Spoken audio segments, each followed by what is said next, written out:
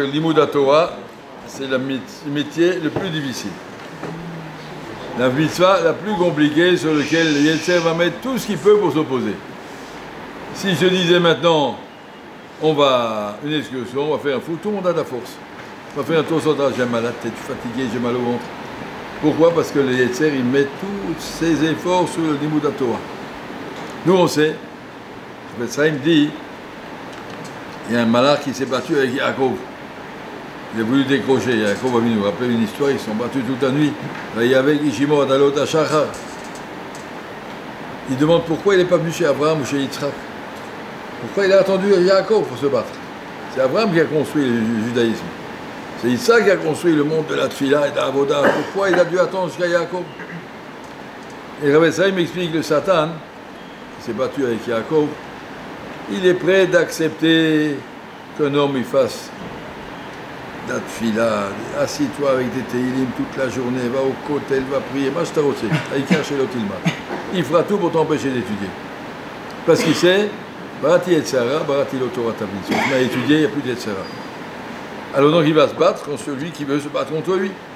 Si tu veux faire du chesed, comme Abraham Avinu, ouvrir des organismes, Mitzion, et culminer toutes sortes de bonnes choses, le directeur de l'hôpital, un grand bal chesed. Satan, il va te laisser, il va cacher. Tu t'asseoir avec une Gemara, puis Tom, ça devient difficile. Gaon de Vilna, il dit, je suis bien, j'ouvre ma Gemara, tout d'un coup j'ai faim. Ah, maintenant j'ai faim, je ne peux plus. Il dit que c'est écrit que le foie se met en marche et il exige de manger jusqu'on va étudier. Taf, casse-moi. C'est curieux, vous avez déjà vérifié ce truc-là? Je suis bien, je commence à étudier, ah, j'ai faim, j'ai soif. Regarde, il y a 5 minutes, c'était bien. Tout ça pour nous montrer que le Ikar du Milchama, c'est sur le Limoud. Ne vous effrayez pas, si c'est un peu difficile, je ne pensais pas que c'est si compliqué la yeshiva. Tant qu'on n'a pas investi ses efforts dans le Limoud Torah, alors on ne sait pas combien que le Limoud Torah est une opposition complète et totale au corps. Les études de géographie ou de mathématiques, d'informatique, le DMAZ, ça va, c'est intéressant, on fait ça avec la tête, on réfléchit, on fait, on a compris, on enregistre les informations, tu restes le même bonhomme. Tu fais du Limoud Torah, la Limoud Torah prend toute ta personne, et puis voilà, on est dedans, et donc la personne a créé une opposition très forte. Reste assis, reste assis. Et le Limoud Torah est le morceau qui est le plus difficile. Il faut savoir, il ne faut pas s'effrayer, il faut être conscient, je suis à la yeshiva, je suis prêt à me battre. Kol atralot kashot, la Gemara dit, c'est que le début qui est difficile, après c'est beaucoup plus facile. Le Stapler, il écrit quelque part dans ses Birkas Peretz que tous les gens ont des mashberim, ça veut dire des hauts et des bas. Il y a des moments où tout va bien, et des moments où rien ne va. Comment ça se fait? C'est comme on est bien luné ou mal luné. Des fois à la pleine lune, des fois à la petite lune. Kadosh Baruch Hu, il crée une pleine lune, après il crée une petite lune. Des fois on a plein de punch et des fois on n'a rien envie de faire. Alors qu'est-ce qu'il faut faire? Il faut savoir que ce n'est pas moi qui provoque ça. Et ça ne vient pas de moi. Et Kadosh Baruch Hu, il veut nous mettre à l'épreuve. Je viens de dire à quelqu'un, des fois quand tu fais une étape du Tour de France, des fois c'est plat, des fois ça défend, des fois ça monte. C'est difficile, c'est pas une raison de renoncer.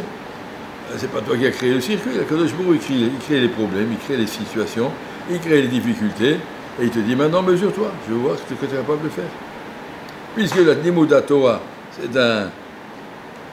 une lutte contre le malach de Esav, alors la lutte, des fois, elle est plus dure. Et avec Ishimo, ils ne sont pas lâchés à Dalot Hashachar. Il faut comprendre que Limoud Torah, c'est quelque chose de très profond, de très rouchani. Un mot de Torah, ça vaut autant que toutes les mitzvot. Le Satan, il va tout faire pour t'empêcher.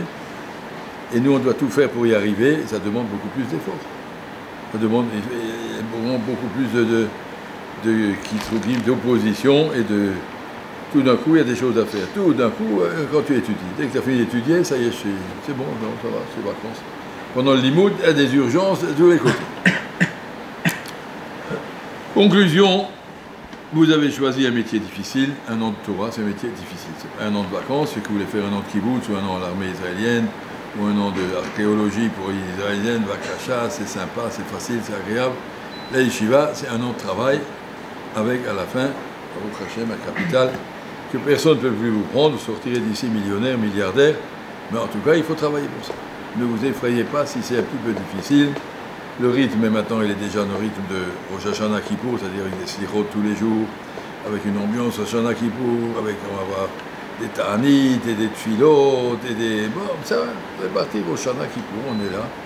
Rosh Hashanah Kippour en France, c'est le jour de la pomme dans le miel, et puis des simanim, et puis dans le yeshiva, c'est le jour du Yom Hadin. Yom Hadin, on a se remettre en question, être capable de voir les choses avec un peu plus de maturité. Je sais, on n'est pas venu à la yeshiva. Pour rien, on n'est pas un institut talmudique supérieur. Ça s'appelle Bar-Ilan, vous pouvez faire là-bas des études de Talmud. Ici, on fait une yeshiva où on apprend à être au Ved Hashem. Je vais montrer dans la paracha, juste ce que je veux dire, dans la paracha des 5 petits points. Des petits points, on n'a pas beaucoup de mots dans la Torah qui sont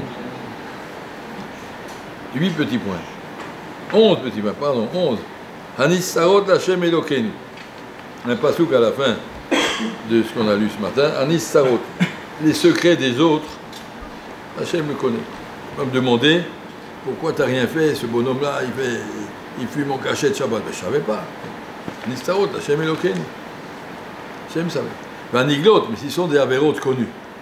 C'est un bonhomme qui, le soir, il traîne, il tourne, le matin, il n'étudie pas. Il a un truc dans sa chambre, je ne sais pas quoi, tout sortes d'appareils, et il n'arrive pas à étudier, il n'arrive pas à dormir. Il est occupé. Ça, c'est Niglo, tu le sais. L'anu ou le vanenu. Ces mots-là, nous sont des petits points. Rachid dit pour nous apprendre que nous sommes arévim. Je suis garant sur la mitzvot des autres, comme je suis garant sur mes mitzvot à moi. C'est quelqu'un qui ne va pas à la tfila b'tzibur, on peut dire c'est son problème. On va dire c'est mon problème. Alors, pas toujours ça se régit avec violence, avec des cris, mais lève-toi, c'est pas comme ça. Mais il faut au moins comprendre que tu es concerné. Donc je dis, comment ça se fait? Pourquoi tu n'arrives pas à te lever? Tu veux que je t'aide, tu veux quelque chose? Mais donner faire une travauta avec moi, cette traduction de la tfila, pour que tu aies du tam à la tfila, tu dois faire quelque chose. On ne peut pas laisser un autre, l'anu ou le vané. Nous sommes tous responsables l'un de l'autre. Dans cette phrase-là, en histoire de Olam, on a pris l'engagement, dit Rashi, on a pris une arvout sur 600 000 personnes. Je ne fais pas seulement mes mitzvot et mon affaire, je suis responsable de tous les juifs devant Kadosh Baruch Hu. Aniglot lanu ulvanenu ad olam la'asot et kol divrei haTorah azot. Et particulièrement sur le Limud HaTorah. Le Limud HaTorah du Am Israël, chacun est arrêt, chacun est responsable. Ton chavouta, où il est ton chaver, je ne sais pas, il n'avait pas envie de venir. Mais je suis responsable, c'est un petit peu moi. Il manque quelqu'un, je dois sentir, il manque quelqu'un.